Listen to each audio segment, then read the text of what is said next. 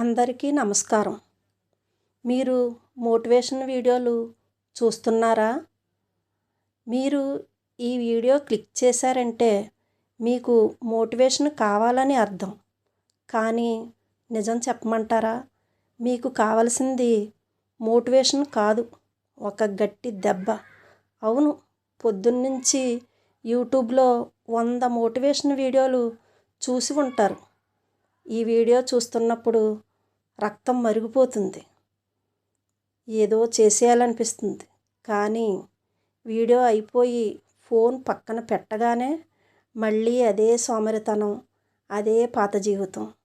ఎందుకు ఇలా జరుగుతుందో తెలుసా? మనం ఒక భ్రమలో బతుకుతున్నాం.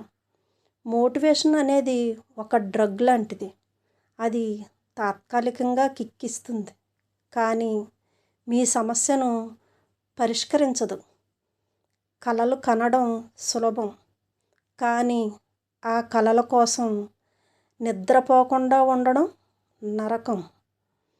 మనం సక్సెస్ స్టోరీస్ వినడానికి ఇష్టపడతాం, కానీ ఆ సక్సెస్ వెనక ఉన్న బోరింగ్ వర్క్ చేయడానికి ఇష్టపడం. రోజుకు 10 గంటలు ఒకే పని మీద కూర్చోవడం అంటే అది సినిమా కాదు, అది చాలా విసుగు పుట్టించే విషయం.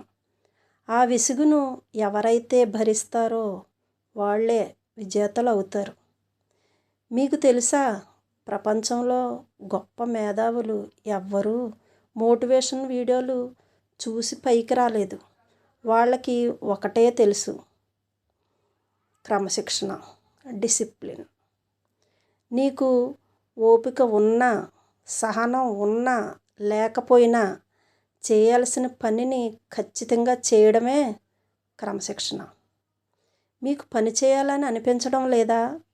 అయినా పర్వాలేదు, అయినా సరే చెయ్యాలి. అది మీ బాధ్యత. ఇక చాలు, వేరే వాళ్ళ కోర్సు చదవడం ఆపి మీ జీవితంలో మీరు చెప్పుకునేలా ఒక కోట్ని సృష్టించండి. సింహం గర్జించినంత మాత్రాన వేట జరగదు, అది పరిగెత్తితేనే ఆకలి తీరుతుంది. మీరు ఎన్ని పుస్తకాలు చదివినా, ఎన్ని వీడియోలు చూసినా, మీరు అడుగు ముందుకు వేయకపోతే ఇక్కడ ఏమీ మారదు. మీరు ఏ పని వాయిదా వేస్తున్నారో ఆ పనిని మొదలు పెట్టండి. ముందు చేయవలసింది ఫోన్ పక్కన పెట్టి వాయిదా పని